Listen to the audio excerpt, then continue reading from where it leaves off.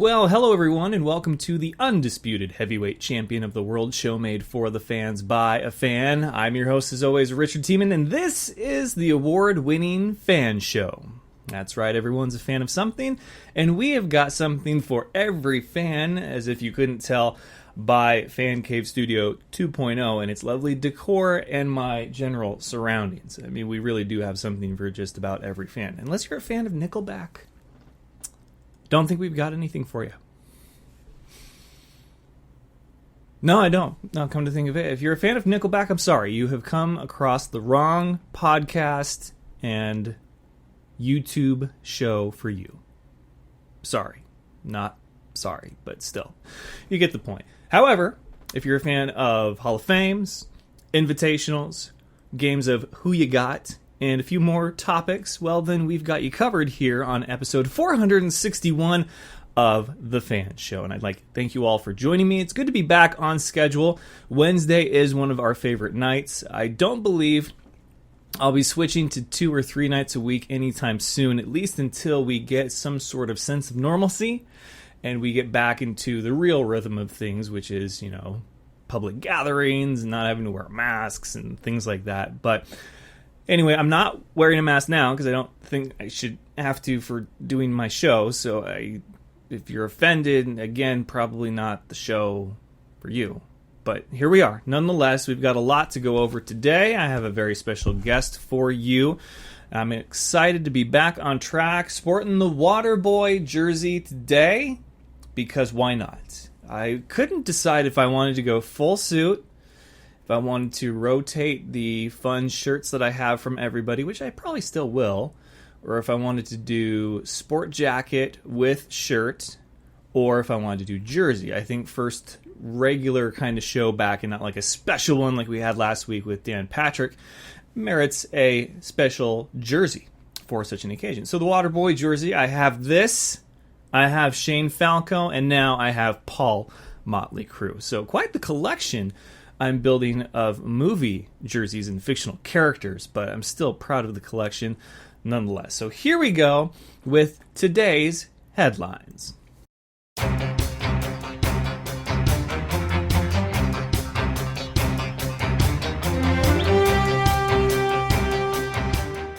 Headlines, of course, brought to you by Dynamite Enterprises. They can customize your world. Visit dynamiteenterprises.com today. Check out all the things that they've done.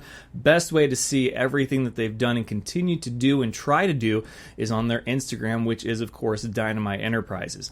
If you have any questions, reach out to Ethan at dynamiteenterprises.com. He can give you a quote. He can let you know if they can or can't do something. And even if they can't, he's probably going to do his best to try. There's a few things that I asked him for that he had never done before that I was particularly happy with. The tablecloth that this is on, that we're set up on that you can't see, is done by Dynamite Enterprises. The backdrop that I use for my stand-ups, that's just right over here, that was Dynamite Enterprises.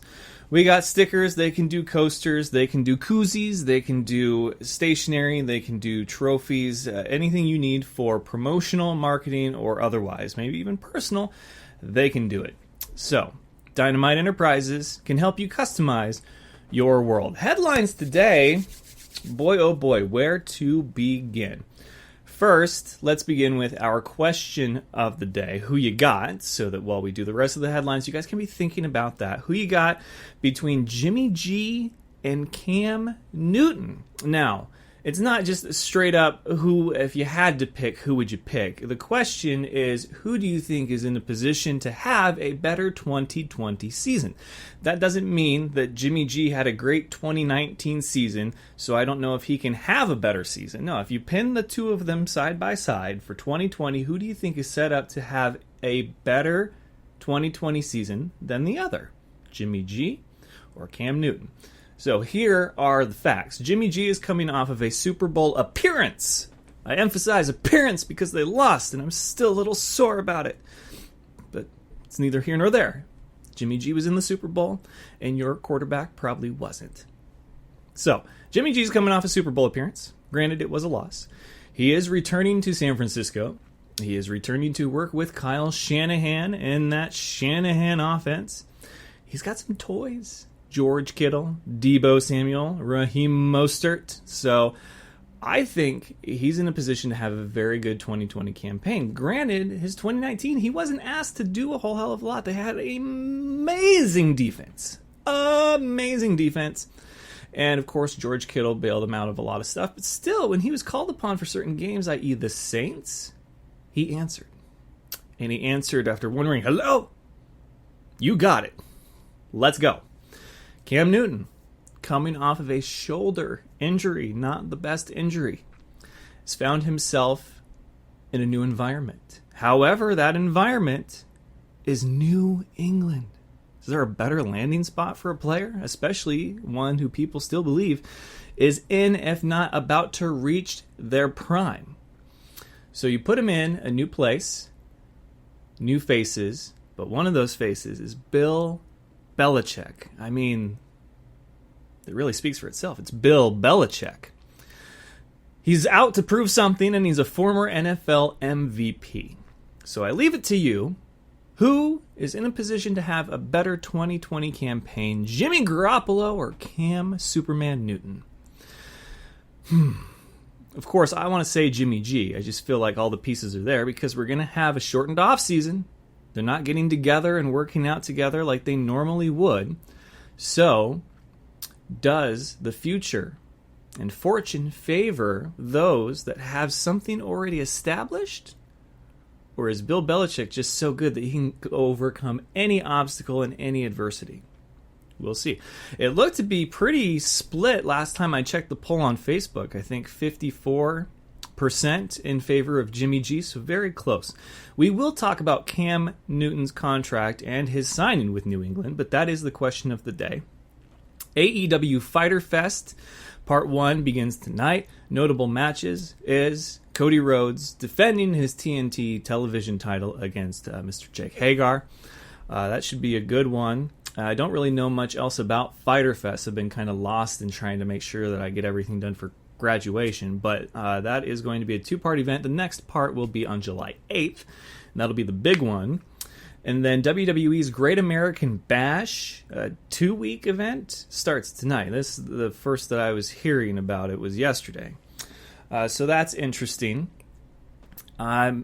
Really, it's tough to be a fan of wrestling right now because of so much stuff that's going on. It is. I'm not going to lie. It's very tough to be a fan of wrestling. And when one of the brands cut a lot of your favorites, we also would like to wish Renee Young a speedy recovery. I believe she has a big announcement tonight as well. So hopefully it's a great thing for her life, and her career. But yes, she was tested positive for COVID-19, so we wish her all the best and a speedy recovery. Also, I promised you that we would announce the next inductee into the 2020 class of the Fan Show Hall of Fame. It's inaugural class. This is a big one. This is a very special occasion. We will do that later on in this episode. And then that brings us to this day in Fan Show history. This week, really, this week, the last 4 years, we've been getting ready for the next United Bowl. It really would have been hard to top last year's, unless you live in the state of Arizona. Then the only way to top it would be if your team had won. But I don't know how many months we're going on and counting, but it's been very quiet, and I've been very happy about that, to not see or hear so many comments about officiating. Let's just let it be. Let it be, let it be. So normally I'm getting ready to go to wherever the United Bowl is being held. Last year it was Arizona, the year before it was Iowa, and the year before it was Sioux Falls, South Dakota. So had the Storm advanced to the United Bowl and hosted it, I wouldn't have to go very far. But it's all right. I do miss it. I do think that we will probably revisit last year's United Bowl, maybe with next week's episode as far as who my special guest could be. But I'd like to hear your guys' favorite United Bowl memories. Could be single moments from a game, games as a whole. Maybe it's the tailgate. Maybe it was the post game. I don't know. Because it was really hard to top the game last year because of who was in it. Arizona, Sioux Falls, so much bad blood. That arena was crazy. That environment. The game ended up being so good. But then before that, to have Iowa get there first against Sioux Falls, and the way that they did it, that was really something special. That was a special game. One of my favorites. the fan reactions, the tailgate party. It had everything. I really, that 2018 United Bowl is going to be tough to beat anytime soon, as far as just the whole package. We did a live show while we were there, and that was a lot of fun. So I miss it. I really do, if you haven't noticed. I really miss IFL football right now and the United Bowl. So, but to help you guys get through, because I was like, I'm not going to get to give away a custom 1-of-1 championship belt, courtesy of Undisputed Belts, where they can customize belts for everything you need, whether it's for fantasy football or an office pool. Trust me, I've seen every custom belt they've made. They've even made a belt for the mayor of Pound Town.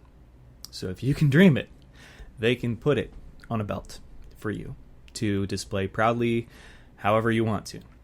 But I was like, I'm not going to get to give away one to the Fan Show player of the game for that United Bowl. But then, light bulb, we were doing great things with Madden Online those first 2 weeks of the season, pitting Frisco against Sioux Falls and then Cedar Rapids against Sioux Falls. And although it wasn't the whole game start to finish, it was highlights, and I thought the productions turned out very well. So it gave me an idea, and we would like to, I'm not going to say we will, because it obviously requires a certain level of participation and volunteers and for things to go right. But the first ever Fan Show Madden Invitational, I would like to invite 8 individuals. Of course, more can submit their application, I guess. Reach out to me and let me know why they should be selected. There was going to be 8 playoff teams this year for the IFL.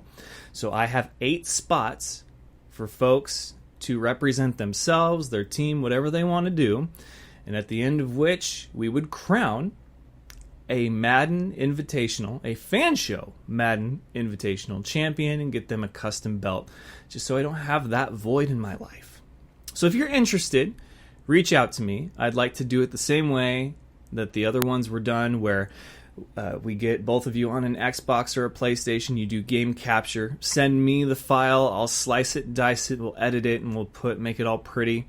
And then we can post them and people can enjoy them, and we'll continue to go through the bracket. So if that sounds like something that you would like to do, I would love to help do it and give me something to do now that school is over.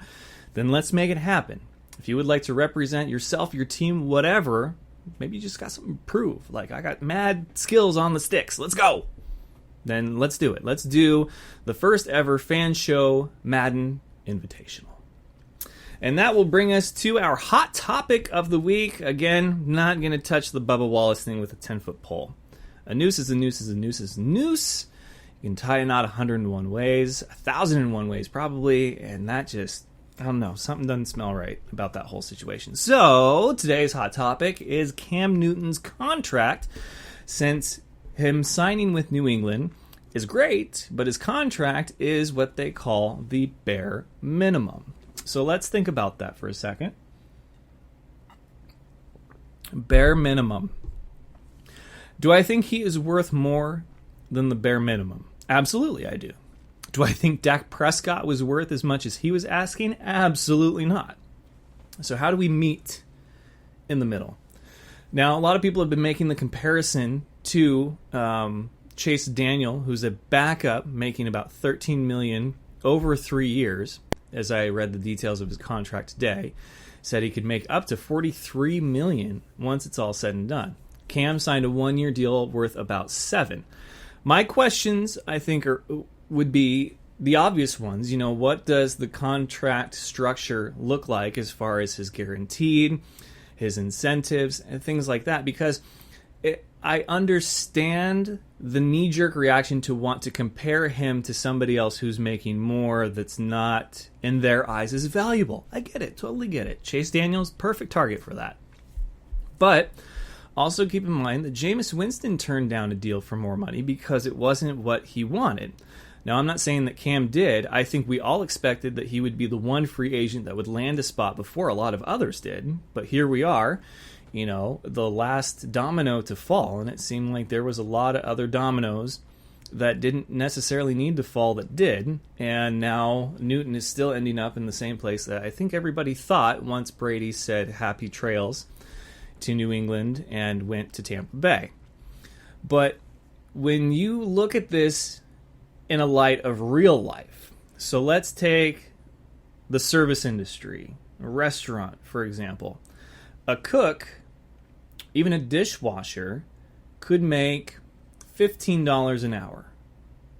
A server could make $13 an hour. So the cook, the dishwasher, make more. However, do they get tips? I guess if you want to go down the rabbit hole of do they, should they, whatever, you can. Like, knock yourself out. Should the servers tip them out? Whatever, they work hard too. They're making the food. They're washing. I get it. For argument's sake, let's just say that they don't get tipped out, that they don't get tips.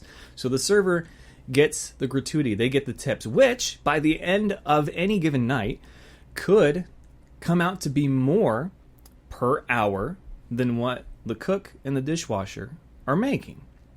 Now, the cook and the dishwasher can also work more nights a week. Server could work less nights a week, less, of a lengthy shift. The shifts could be different. Insurance, benefits, all this stuff. That's what I'm saying when it comes to this contract breakdown for Cam Newton. Is it really the bare minimum, or is it that's what we're starting at, and then he has all this that he can achieve throughout the season? I'd like to think that if there was incentives, he probably would be more than capable of achieving those. You also have to think about when these deals were done. So Cam's is the freshest deal right now out there. So we're thinking about it like, okay, here's what Cam is apparently worth. Chase Daniel, what the hell? When was his contract signed? Where was that team at with cap space, with structure, incentives, what they needed to do? There's just a lot that goes into these types of deals that I think people tend to overlook. But that doesn't change my opinion that, yes, Cam Newton is absolutely 110% worth more than the bare minimum. But you got to look deeper into the contract to see, like, okay, so what does it mean to be the bare minimum? And if it's still the bare minimum, then yeah, that's a conversation you got to have.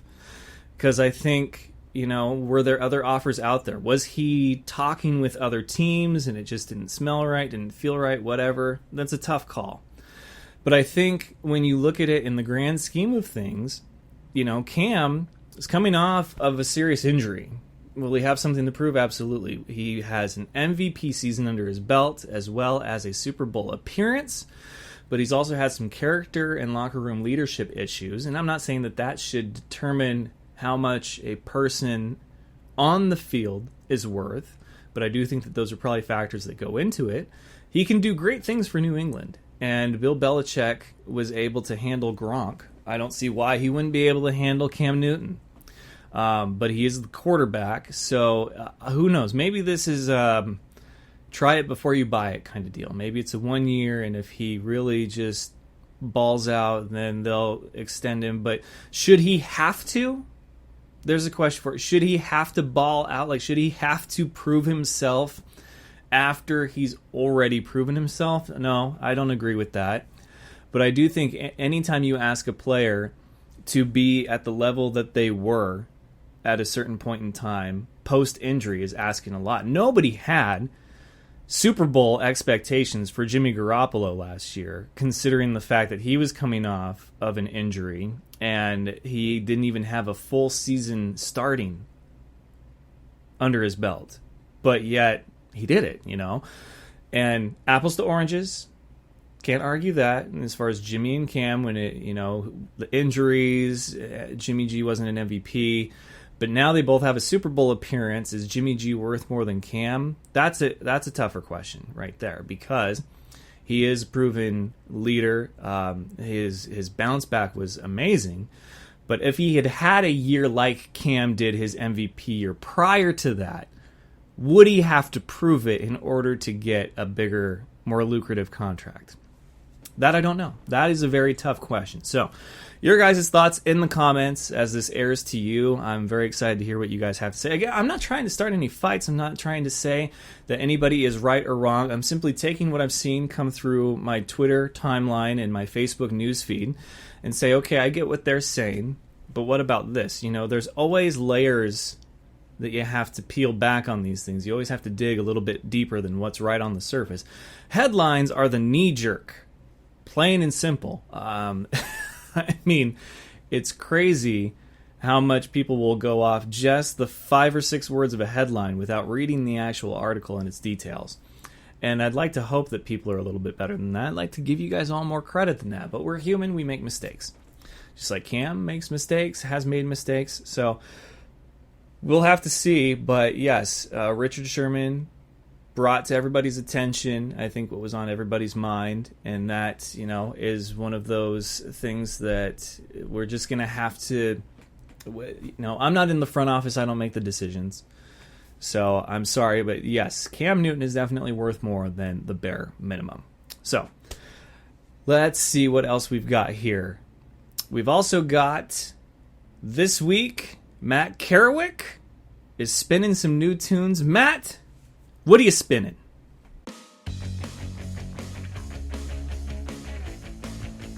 Hey F.A.N Nation, I'm Matt the Fat Bearded Vinyl Guy, and I'm once again hanging out here in the vinyl lair. Today I'm spinning a more recent record, Ordinary Man by the Prince of Darkness himself, Ozzy Osbourne. Ordinary Man was released in February of this year when life was normal, and that seems like eons ago. This is the 12th solo record from Ozzy and the first in 10 years since 2010's spring. Ozzy did an album with Black Sabbath mates Tony Iommi and Geezer Butler back in 2013, and their final tour wrapped up in 2017. Ozzy worked on material for the next couple years with Duff McKagan, formerly of Guns N' Roses, and Chad Smith from the Red Hot Chili Peppers. Ordinary Man features multiple guest artists, including the aforementioned Duff McKagan and Chad Smith. They also co-wrote several songs on the record. Also appearing on the record is Slash, also formerly of GNR, Tom Morello from Rage Against the Machine, rappers Post Malone and Travis Scott, and even his daughter Kelly does some backing vocals. The most out-of-place appearance seems to be from Sir Elton John, who plays piano and also shares singing duties on the title track. Most people would scratch their heads at this pairing, but Elton John has sung a duet with Axl Rose. Granted, it was Queen's Bohemian Rhapsody at the Freddie Mercury tribute concert, but it still didn't shock me that much. In my humble opinion, Ordinary Man ranks up there with the best of Ozzy's solo records. The songs are reminiscent of his 90s solo work as well as some of the great Black Sabbath tracks. Considering he's in his 70s and his recent diagnosis with Parkinson's disease, I'm not sure how many times Ozzy will perform live or in the studio. If this record is the last we hear from Ozzy Osbourne, it's one hell of a swan song. That's all for now. For more music talk and vinyl shenanigans, check out fatbeardedvinylguy.com. I have links to my social media, Facebook and Instagram. All right, thank you, Mr. Fat Bearded Vinyl Guy. I appreciate you and all that you do, and that will bring us to the moment of the evening. My one-on-one with special guest, Cody Barber, the kicker for the Bismarck Bucks. All right, F.A.N Nation, joining me for the next episode back from my little break is one of my favorite kickers, and he knows very well that kickers need love too. It is Cody Barber. My man, how you doing? Welcome back. Doing good. Thank you to have me. It's always a pleasure to come back and be on the show. Yeah, man, you're back in AZ finally, right? Yeah, enjoying that dry heat. That's right. Well, I said it on the last episode, and that was that normally this is the time that I'm doing my fan show awards. And last year I did the Kickers Need Love 2 Moment of the Year, which I think went to Diego Marquez, who had a bad snap and ran it in for a touchdown. But, of course, you were one of my outstanding special teams players of the week last year. You had a Kickers Need Love 2 moment. And then this year, you're the only one that had a Kickers Need Love 2 moment because you're one of the only guys that saw action. Walk me through, the whole waiting process of what it was like for you and for the team. You play a game, and now everything's kind of been put on pause. Oh, man, it was crazy. We had that one game, and we had a pretty good game, actually, for coming out on a losing hand. But then after that, it was just a waiting game, and we never knew what was going to come to it. We thought for maybe a little bit it would just be a break, a couple-week break or a month break. And then when news hit that they, pulled the plug on the season, it kind of hurt all of us a little bit to an extent, some more than others. But yeah, it was just a waiting game and crazy all in general, man. So how have you been buying your time lately, as far as, any work or hobbies or anything you've taken up since, or still just trying to stay fresh and stay loose?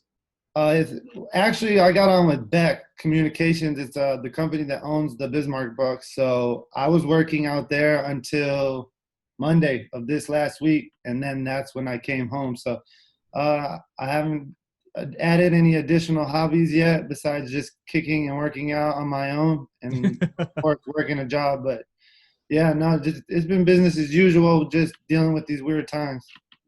Yeah, it's been extremely weird times just because, like I said, for the last couple of months, this is like my busiest time of the year, and I don't have that.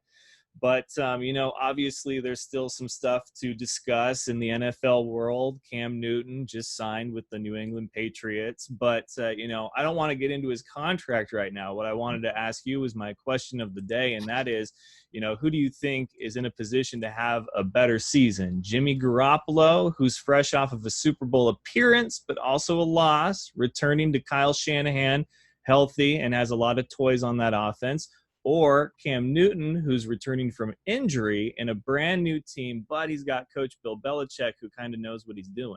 Yeah, you probably won't like me for this one, but I'm gonna probably go with Cam just because of the player he is already, without having a Bill Belichick mindset on the side of him. I think he's gonna do really well in New England. So I probably go with Cam, but I know Jimmy Garoppolo will probably have an outstanding season as well. Yeah, I think it's going to be interesting to see with the shortened off season. I know that they haven't been able to do the things that they normally do as far as the team being organized and things like that. So I'm very curious to see if that benefits certain teams like a 49ers, who are already kind of well assembled. And there's been a few moves that they've made in the off season. Of course, everybody's had their respective drafts, but these teams like the Bucks and pretty much the entire NFC South, with the exception of the Saints, who will still have Drew Brees, and the Falcons, who will still have Matt Ryan, there's been some movement, and there's some new faces in new places, just like every season. But now it's, who gets the benefit of not being able to really work together with their new counterparts. Yeah, very true. They're gonna have to work that out. I'm sure, a lot of them are getting work somehow, some way this all season together, because I seen a video not too long ago. It was Kyler Murray and some of the Cardinals were down in Texas doing work together. Hopkins, they had Kirk out there, so there's a bunch of them getting together. So I'm sure there's other teams doing stuff similar to that. So I'm sure it won't be too big of a deal. But yeah, this off season has definitely been different than a lot of other ones because of what's going on right now. Yeah, and thankfully I've been able to venture out, and I've got some sticks that I've been using to help work on my kicking game, so I can try to get my skills down. And it is a lot harder than it looks. So nothing but respect and love for you guys as I try to not embarrass myself when I go out and shoot videos. And do you know how hard it is to actually hit the crossbar? Like, that's something that I didn't even realize was hard to do until I had to accidentally do it one time. And then I think 10 more tries, and I never hit the crossbar again. And I think I tried a few, but your guys' job is not easy, despite what people may think. It's very true. It takes practice. That's one thing I will say. It might not be the hardest thing in the world, but it does take practice for sure. What was the one thing that you were looking forward to the most this IFL season, just as far as, obviously you were back in Bismarck, but there was a lot of new teams and a lot of new players. And I know how much you thrive on competition and just performing to the best level that you can. And you guys probably played one of your best games, even though you lost. I mean, that was probably one of the better performances from every, aspect of a team: defense, offense, and special teams. Yeah, we played really well. Defense played lights out. Offense, was doing their job, and special teams for the most part was good. We had a couple kickoff returns for touchdowns that we could have fixed and possibly won the game. But I can definitely say that our team this year was better than the team from last year, just on a overall basis from offense, defense, and special teams. Now, you said that this might have been your last year. Has your mind changed on that as far as, the way that you want to go out? Yeah, it definitely was going to be with a full season. It definitely was going to be my last arena season. But yeah, I definitely changed my mind. I have that itch more now than ever to still kick. So I'm going to be back in Bismarck in 2021. I just have to sign a contract. So Well, it'd be good to have somebody like you back because I know how much you mean to, the players around you and the fans all over the league. You've been quite the journeyman, but your attitude has never changed. It's something I've always admired about you. You're very humble. You're very much a grinder.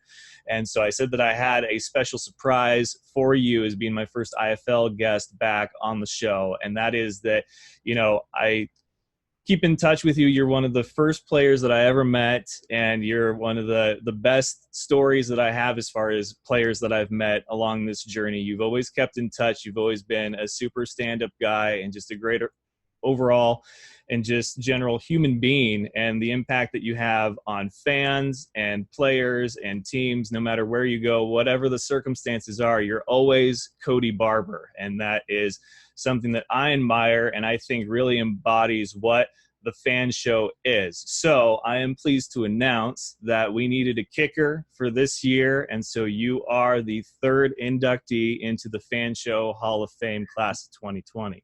Hey, man, I appreciate that greatly. That's a big honor.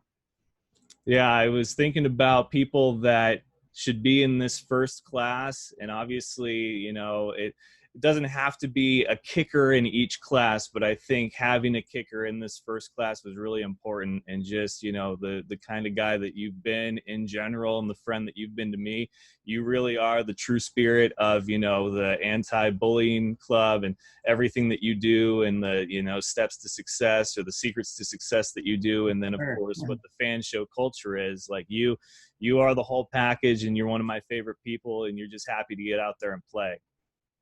Sir, thank you, man. That is a big honor for me. I will greatly accept it and be thankful for being the first kicker to be inducted in there. Yeah, man, I got some stuff I'm working on to get sent out to you guys, and there's still 2 more inductees that I got to announce, but I figured, having an IFL player back and having you on, and I know that you're back home in Arizona finally trying to get some sort of, feel for normalcy. You could probably use some good news. So I wanted to have you and surprise you with that announcement. So I'll make the post a little later and people will see it obviously on the episode right now. But congratulations, man. I really think you earned it. Thank you so much, man. All right. Well, I appreciate your time. And of course, we'll stay in touch. We talk all the time, but there's going to be a lot of fun things happening. So we'll figure out a way to pass the time and get ready for next season. But stay sharp, stay fresh. I'm glad you're going to be coming back in 2021. Always, man. Thank you for having me. Thank you, man. And one more big thank you to Cody. Thank you so much, man. And it was a great honor for me to let you know that you are the third member to be inducted into the Fan Show Hall of Fame class of 2020. It's inaugural class. Again, like I said, I couldn't think of someone better as far as a kicker and somebody that I've known and that all the fans seem to like no matter what team they play for. So thank you very much for that. To recap, make sure that you go and check out the Fat Bearded Vinyl Guy. We will have more from Just Fishing TV and All-Star Bass Fishing. Wasn't able to get a new tip of the week for the Just Shut Up and Fish segment this episode, but hopefully next week. And then also we're working on doing a joke of the day with Chris Cope Comedy. I'm worried about they're going to block it on YouTube, but we'll have to try and see. So there's a few things, we're in this together, and I meant that. I wanted to include my friends who have businesses or things that they're trying to push out there, and why not use this fan show? Everyone's a fan of something, and we have something for every fan. It's what I live by here. So thank you again all for tuning in to episode 461. We will be back next week with a new special guest and a new slate of topics to discuss, a new question of the week, and a new This Day in Fan Show history. Don't forget, hashtag kickers need love too, because yes, they're people too, folks, but kickers, they have a hard gig. Trust me, they do. And let's see if there's anything else here. Don't forget to check out Dynamite Enterprises and shout out once again to Undisputed Belts. Visit undisputedbelts.com for all of your belt needs. You can get regular cookie cutter pre-designed ones or customize your own.